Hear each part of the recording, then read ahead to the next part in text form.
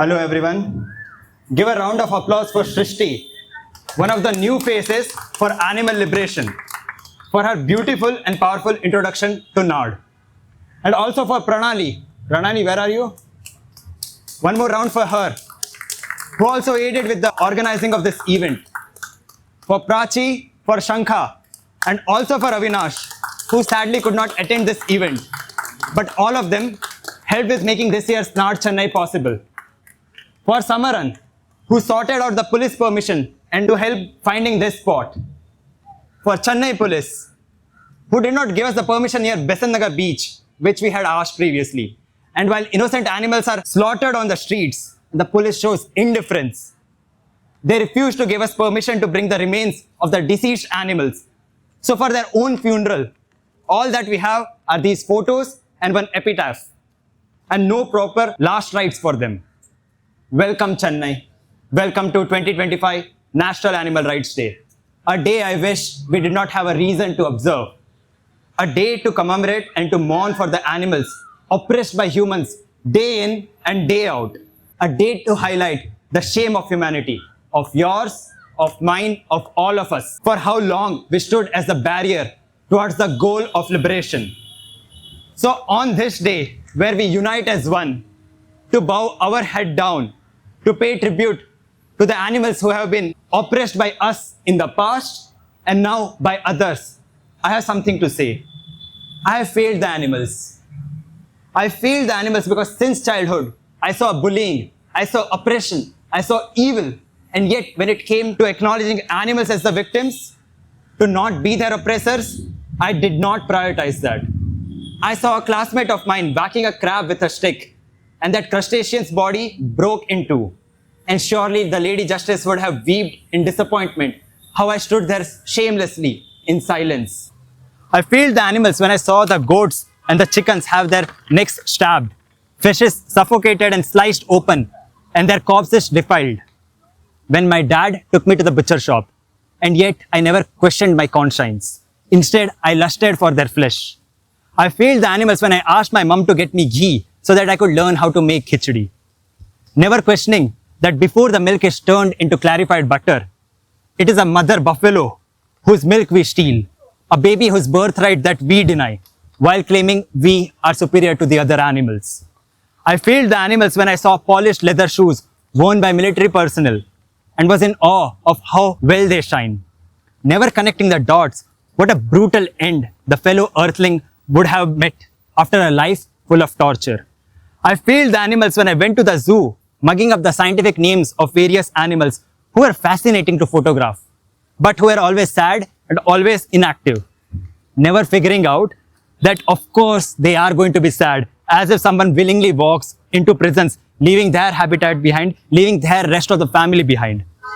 I failed the animals when I asked to sit on a horse at Matheran because I was too tired to walk at that hill station.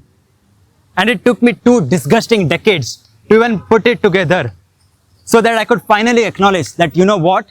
My words and my actions against oppression, against bullying, against harassment, against injustice means nothing. They are hollow for as long as I continue to do all of those things to the animals. Failing to see that speciesism is yet another form of discrimination based on the identity of who that individual was born as. I failed the animals repeatedly until I couldn't run from my conscience anymore, where I told myself either stop preaching justice or demonstrate it. I can't have it both ways. But it's not just me who failed the animals. You also have failed the animals. You fail the animals when you put apologetic messages out there. You fail the animals when you stand up for their rights, but change the conversation to karma and kindness. When you sell membership to the Compassion Club or start karma campaigns instead of an unapologetic message to end the injustice. You fail the animals when you live your days passively, not standing up for justice. You fail the animals when you think we are going to potluck our way into animal emancipation. You fail the animals when you ally with the vegetarians, thinking vegetarians are any allies to the oppressed, or even praise them for the baby steps that they take. A vegetarianism which is not even at the side of animal emancipation has been a tool of oppression by the hegemony. And we fail the animals when we use the oppressor's language and ally with the oppressors, which alienated so many humans who would have otherwise be receptive towards animal emancipation as they know a thing or two about oppression.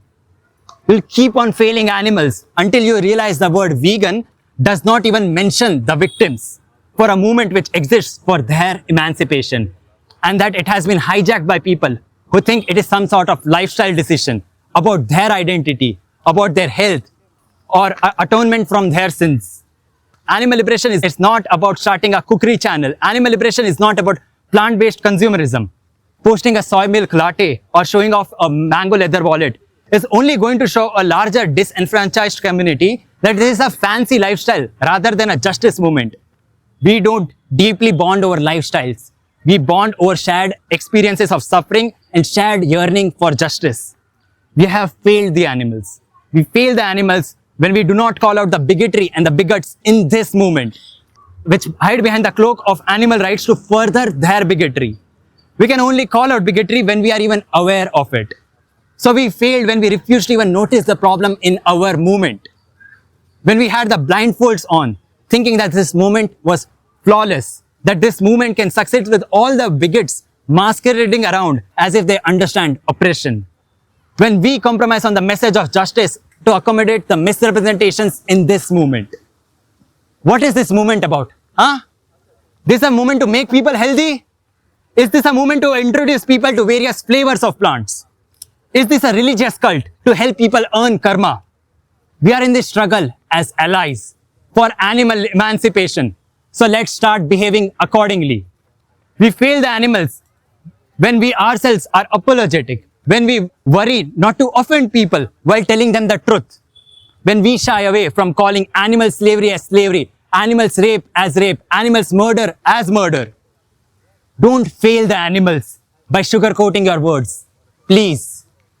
It is an insult to both the victims and the spirit of justice when you are more concerned with pleasing the oppressors than to have basic responsibility towards the non-human animals to be truthful about their oppression. But who am I to talk about honesty when I started this speech with a lie? NARD is not about to commemorate the countless number of animals oppressed and exploited by humans. NARD is a day to commemorate the animals which die every year through the hands of humans. Die? Seriously? I guess the word that they were looking for is spelled M-U-R-D-E-R, murder. We fail the animals again and again when we use such language and such poor choices of word. We fail the animals when our message sounds so similar to vegetarianism, as if this is an eating habit, as if murder is the only form of oppression, and as if this was not about our mentality and our attitude towards the victims.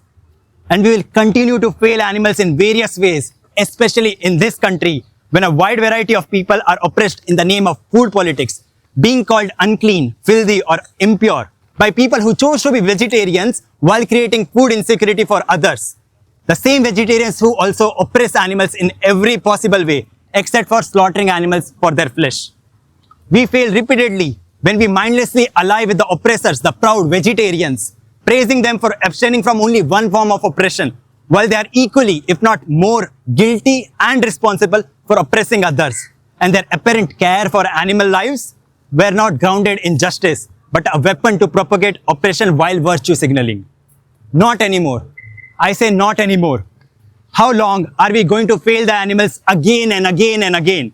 How much oppression is going to be enough for you to finally realize that we need to align ourselves against oppression and not to misrepresent, not to be pick-me's, not to join hands with the oppressors, not to reduce animal emancipation as our identity or our lifestyle. This isn't about us. This is about the non-humans who face oppression from almost every single one of us. Victory is not convincing one person to value animal rights. Victory is not seeing more plant-based options in a cafe's menu. Victory is not circle jerking in potlucks, having more members signing up. Victory is not self-serving. Victory is when the exploitation ends and when the emancipation of the oppressed has been achieved. Victory is when justice prevails. When the world aligns through and through that oppression should not be tolerated, and when everyone embraces this truth, not in just their words, but also in their actions. And that is when we can finally say the victory for the oppressed has been achieved. Stop failing the animals. Stop succumbing to the injustice. Realize that we can't change the past, but you can choose today, now, right now, how well you understand oppression, how strongly you are going to reject it. Stop failing the victims. Stop failing the oppressed.